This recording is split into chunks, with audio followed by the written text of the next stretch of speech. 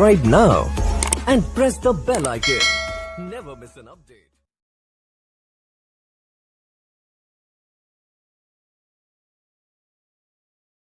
Hello दोस्तों, स्वागत है आप सबका स्टॉक रिसर्च यूट्यूब चैनल में। दोस्तों आज हम बात करेंगे HCL टेक्नोलॉजीज लिमिटेड के बारे में। ओके, पिछले कुछ टाइम में इसने 1300 रुपये का हाई बनाया था और अभी ये देखिए तो 1170 के आसपास क्लोजिंग उसकी हुई है। कल भी 1.5% की गिरावट हमको देखने को मिली।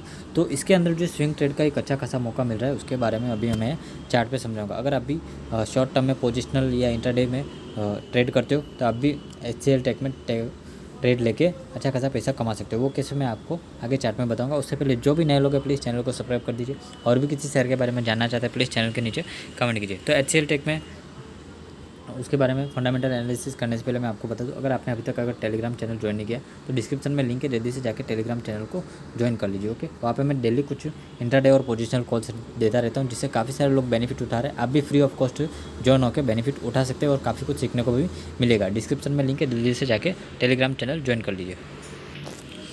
दोस्तों ये रहा HCL टेक का चार्ट। ओके, देखिए यहाँ तक गिरावट हुई, 1095 तक ये शेयर जो है गिरता हुआ हमको दिखाई दिया। उसके बाद इसके अंदर हमको तेज़ी भी दिखने को मिली। ओके, पिछले 5 दिनों में इसके अंदर अच्छी खासी तेज़ी है और कल के दिन इसने 1089 के लेवल को टच किया और फिर वहाँ से फिर से गिरावट हो गई। ओके, अभी ये देखें तो इसका 1190 रुपीज़ का जो है सपोर्ट रेजिस्टेंट एरिया यहाँ पे दिखाई दे रहा है। ओके, 1190 रुपीज़ का रेजिस्टेंट एरिया दिखाई दे रहा है जो कि यहाँ पे भी कुछ दिनों तक कंसोलिडेट किया था, बाद में डाउन ट्रेंड में आ गया था। ओके, लेकिन अगर इस बार ये 1190 के ऊपर चला जाता है, ओके ध्यान से सुनना, 1190 के ऊपर आप इसके अंदर ट्रेड ले सकते हो। ओके, इंट्राडे में भी और पोजिशनल में भी। ओके, तो इसको आप वॉच लिस्ट में ऐड करके रखिए।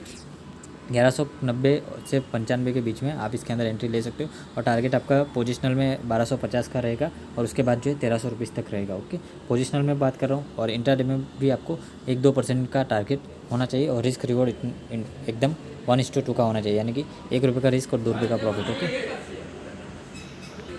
दोस्तों, ये तो हो गई अपसाइड की बात। अगर 1190 के ऊपर जाता है तो इस शेयर जो है 1250 से 1300 के लेवल तक जा सकता है पोजिशनल में। ओके, लेकिन अगर इंट्राडे में आपको सेल करना है तो ये इसका जो कल का लो है 1170 रुपीज़, उसके नीचे आप इसको सेल कर सकते हो क्योंकि ये रजिस्टर है, या तो इसके ऊपर जाएगा या तो इस यहाँ पे टच होके फिर से नीचे आ जाएगा। ओके, तो 1165 के नीचे आप इसको शॉर्ट सेल कर सकते हो। ओके, तो देख लेना, ये लेवल याद रखना, बिल्कुल एकदम शॉर्ट लेवल है।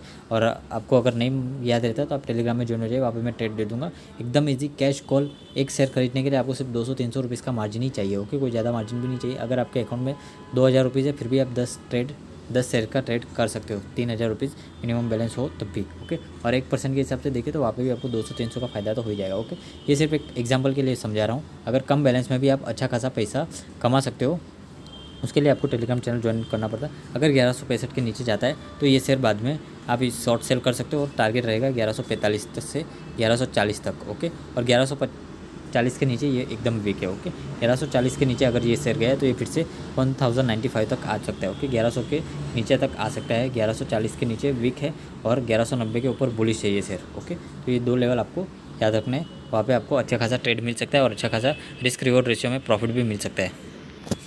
दोस्तों अभी हम आए NSE की वेबसाइट पे, यहाँ पे देखेंगे 3 दिसंबर की ट्रेडिंग डिटेल। ओके, ये देख सकते हो HCL technologies limited previous closing 1184 पे हुई, आज ओपन 1188 पे हुआ, हाई बनाया 1189.70, लो बनाया 1169 का और क्लोजिंग भी लो के आसपास ही हुई। ओके, तो आप देख सकते हो कल के दिन भी ये 1190 के रेजिस्टेंस से नीचे आ गया। ओके, अगर कल या परसों मंडे या ट्यूसडे के दिन अगर ये 1190 के ऊपर क्लोजिंग दे देता है तो फिर इसके अंदर हमको 1250 और 1300 के लेवल जल्दी देखने को मिल सकते हो। 52वीं खाई देखे तो 1377 का है जो कि 24 सितंबर का है। 52वीं क्लोज देखे तो 2 दिसंबर जो कि पिछले साल 831 रुपीज़ का बनाया था। क्योंकि क्वांटिटी देखे तो कल के दिन क्वांटिटी ट्रेड हुई थी ऑलमोस्ट 25,71,036 शेयर्स की।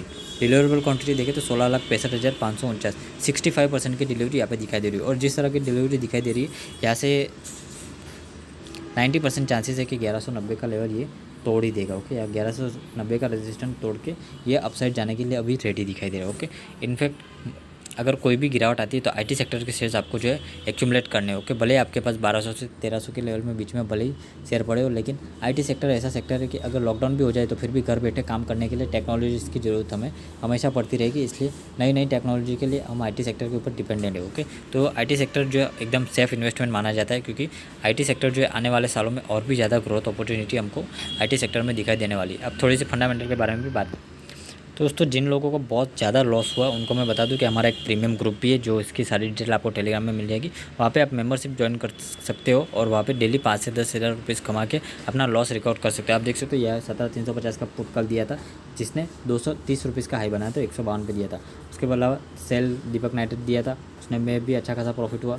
पोजिशनल कॉल दिया था टाटा स्टील का 46 से 48 गया, फिर जिंदल स्टील 15 से 20 तक गया था, और बैंक निफ्टी का जो कॉल ऑप्शन दिया था 400 से 530 तक गया था। ओके, तो इस तरह से सिर्फ 10 से 15 हज़ार के कैपिटल में आप अच्छा खासा पैसा कमा सकते हो, वो भी सिर्फ छोटी सी फीस देके। उसकी सारी डिटेल आपको टेलीग्राम में जरूर मिल जाएगी, टेलीग्राम ज्वाइन करना बिल्कुल मत भूलिए। दोस्तों लॉन्ग टर्म टारगेट के बारे में बात करें तो शेर खान और मोतीलाल ओसवाल जैसे ब्रोकरेजेस जो है यहाँ पे 1400 से 1430 रुपये का टारगेट हमको देते हुए दिखाई दे रहे हैं। तो ये अभी की लेटेस्ट रिपोर्ट है 23 नवंबर की, ज़्यादा पुरानी नहीं है। तो 1400 रुपये का टारगेट ये दिखाई दे रहा है पिछले 1 साल के, आने वाले 1 साल के अंदर। ओके, पिछले 5 सालों में कंपनी का रेवेन्यू देखें तो 2017 में कंपनी का रेवेन्यू 47,000 करोड़ था। ओके, 47,500 करोड़ था, और अभी देखें तो 2021 में 75,000 करोड़ चुका है। ऑलमोस्ट 50% की ग्रोथ हमको पिछले 5 सालों में दिखाई थी। नेट प्रॉफिट भी देखें तो 8,600 करोड़ से बढ़ के 11,145 करोड़ जुड़ चुका है। यहाँ पे भी हमको 40% की ग्रोथ दिखाई दे रही, जो कि काफ़ी अच्छी बात है। दोस्तों शेयर होल्डिंग पैटर्न देखें तो प्रोमोटर के पास 60% की शेयर होल्डिंग है। ओके, और म्यूचुअल फंड के पास देखें तो 7.5% म्यूचुअल फंड ने होल्ड कर रखा है। इंश्योरेंस कंपनी के पास 4% है। FIs 22% की होल्डिंग लेके बैठे। पब्लिक के पास सिर्फ 4-5% की होल्डिंग यहाँ पे हमको दिखाई दे रही है। तो share holding majority share holder promoter के पास है, और एक भी शेयर यहाँ पे यूली रखा हुआ नहीं है, जो कि काफ़ी अच्छी बात है। शेयर के रिटर्न देखें तो पिछले 1 वीक में 5% की तेजी है, 1 महीने में फ्लैट है, 3 महीने में भी फ्लैट है, 6 महीने में 25% की रिटर्न है, ईयर टू डेट में 24% की रिटर्न है, 1 साल में 35% की रिटर्न, 2 साल में 108% की रिटर्न दे चुका है, 3 साल में 130% की रिटर्न है, 4 साल में 180%, 5 साल में 200% और 10 साल में 1022% की रिटर्न। ओके, यानी कि एक स्टेबल ग्रोथ के साथ एकदम स्मार्ट और हैंडसम रिटर्न देने वाला ये स्टॉक पिछले कई सालों से रहा है। सेल्स ग्रोथ देखें तो कंपनी की सेल्स ग्रोथ पिछले 1 साल में 6% बढ़ी है, 3 साल में 15% की कंपाउंडेड और 5 साल में 19% की कंपाउंडेड सेल्स ग्रोथ आप यहाँ पे देख सकते हो। प्रॉफिट ग्रोथ पिछले 1 साल में फ्लैट है, 3 साल में 8.5% और 5 साल में 15% की प्रॉफिट ग्रोथ आप यहाँ पे देख सकते हो। रिटर्न ऑन इक्विटी और रिटर्न ऑन कैपिटल एम्प्लॉय भी कंपनी ने अच्छा खासा 20-22% का मेंटेन करके रखा है। कैपिटल एम्प्लॉय देखें तो 25% के ऊपर है पिछले 5 साल का एवरेज, जो कि काफ़ी अच्छी बात हमको दिखाई दे रही है। तो कंपनी के रेवेन्यू के बारे में बात करें तो IT और बिजनेस सर्विस से कंपनी का 72% रेवेन्यू आता है।